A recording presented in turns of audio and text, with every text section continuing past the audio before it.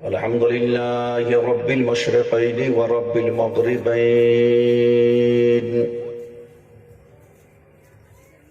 والصلاة والسلام على عالم علم غيب الكونين وعلى آله من استدعوا ببطن الكفين،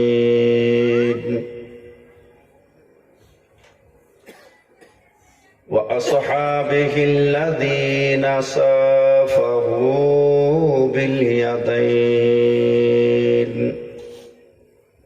أما بعد، قال الله تبارك وتعالى في القرآن المجيد والفرقان الحميد: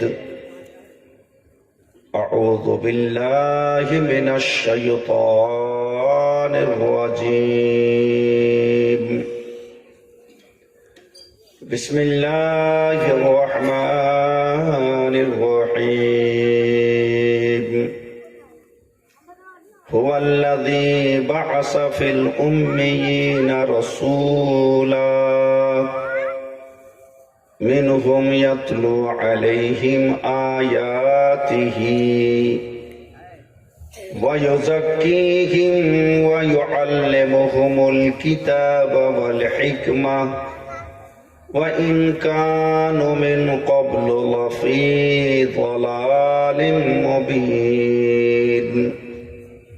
صدق الله العظيم وبلغنا رسوله النبي الأمين الكريم ونحن على ذلك لمن الشاهدين والشاكرين والحمد لله رب العالمين. সমস্ত প্রশংসা ও কৃতজ্ঞতা বিশ্ব নিয়ন্তা বিশ্ববিধাতা সারা জগতের সৃষ্টিকর্তা জ্ঞানদাতা বিজ্ঞানদাতা দৃশ্যের অদৃশ্যের শ্রোতা ও জ্ঞাতা এক মহান রব্বুল আলামিনের জন্য, যিনি আমাদেরকে এই মহতি মাহফিলে আসার বসার তৌফিক দিয়েছেন। মন থেকে একবার বলুন আলহামদুলিল্লাহ। আলহামদুলিল্লাহ। অতঃপর বিশ্বকুল সর্দার হাবিবে কিরদার তাজদারে মক্কা ও মদিনা রাহাতে কুলুব ও সিনা হুজুর আকরাম নূরে মুজাসসাম সাল্লাল্লাহু তাআলা আলাইহি ওয়াসাল্লামের দরবারে অসংখ্য অগণিত দরুদ ও সালাম অর্পিত বর্ষিত হোক। একবার আর মন থেকে বলুন আল্লাহুম্মা আমিন। আল্লাহুম্মা আমিন। এই পবিত্র মাহফিলের আজকার প্রথম রজনীতে উপস্থিত শ্রোতাবৃন্দগণ, আপনাদের সম্মুখে খুতবার পরে পরে পবিত্র কোরআন হতে আয়াত শরীফ পাঠ করেছি। সূরা আল জুমআ আয়াত নম্বর 2। আল্লাহ রাব্বুল আলামিন এই আয়াতে যা ইরশাদ করেছেন, যা বলেছেন, তার তর্জমা এবং ব্যাখ্যা ইনশাআল্লাহ আপনাদের কর্ণগোচর করব। তৎসহ পবিত্র হাদিস থেকে কয়েকখানা হাদিস তারই ভিত্তিতে পেশ করা হবে। আজ মূল বিষয়বস্তু হবে নবী সাল্লাল্লাহু তাআলা আলাইহি ওয়াসাল্লামের চরিত্রে জান্নাত রাখা আছে। একবার বলা যাবে সুবহানাল্লাহ। সুবহানাল্লাহ। মাইকটাকে অফ করে দাও। হ্যাঁ, মানে তুমি যদি একাই সুবহানাল্লাহ বলো, তাহলে যারা সামনে বসে আছেন তারা ভাববে যে এই সুবহানাল্লাহ বলনেওয়ালাটা ভাড়া করা আছে, ওকে ভাড়াতে নিয়ে এসেই সুবহানাল্লাহ বলা করাচ্ছে। সুবহানাল্লাহ আপনি যদি না বলেন তো আমার কিছু ক্ষতি হবে না, আপনিও না বললে আপনার ক্ষতি হবে না, তবে বললে লাভ থেকে বঞ্চিত থাকবেন না, সেটা আপনার ব্যাপার। আকা মুস্তাফা সাল্লাল্লাহু তাআলা আলাইহি ওয়াসাল্লামের চরিত্রটাই হচ্ছে শরীয়ত। সেটাই হলো ফিকহ।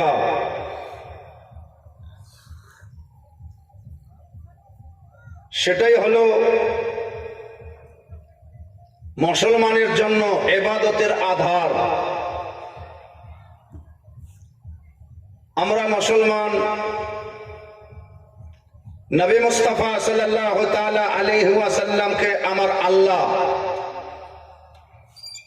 এই পৃথিবীতে পাঠাবেন নিজ বান্দাদেরকে ইরশাদ করলেন, হে আমার বান্দারা, আমি তোমাদের কাছে কেমন রাসূল পাঠাচ্ছি তার ব্যাপারে আমি তোমাদেরকে জ্ঞাত করে দিতে চাই। এই ধরনের অসংখ্য আয়াত কোরআনে রয়েছে, কিন্তু আমি শুধুমাত্র দু চারখানা আয়াতেই সমাপ্ত করব ইনশাআল্লাহ। সূরা আল জুমআ আয়াত নম্বর 2। কালকে কেউ না বলতে পারে যে কোরআন থেকে কোথায় বলে চলে গেছে, আমরা তো হয়তো জানি না,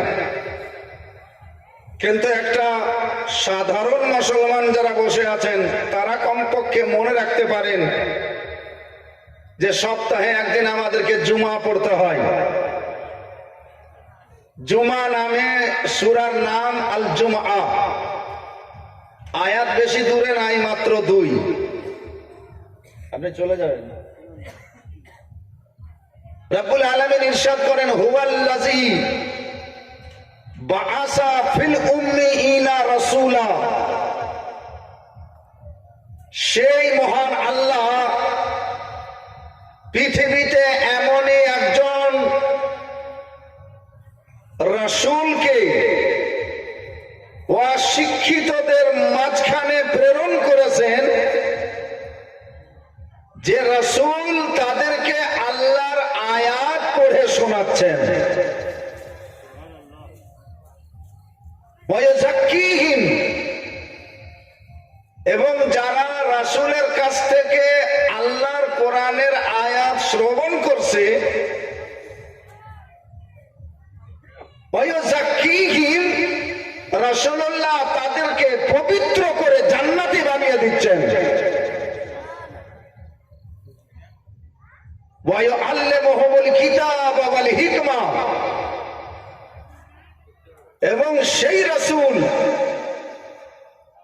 তাদেরকে কোরআনের তালিম দিচ্ছেন এবং বিজ্ঞানেরও তালিম দিচ্ছেন। ওয়াইন কানু মিন ক্বাবলু লাফি যালালিম মুবিন, অথচ এই রাসূলের আসার পূর্বে তারা প্রকাশ্য পথভ্রষ্টতে মগ্ন ছিল।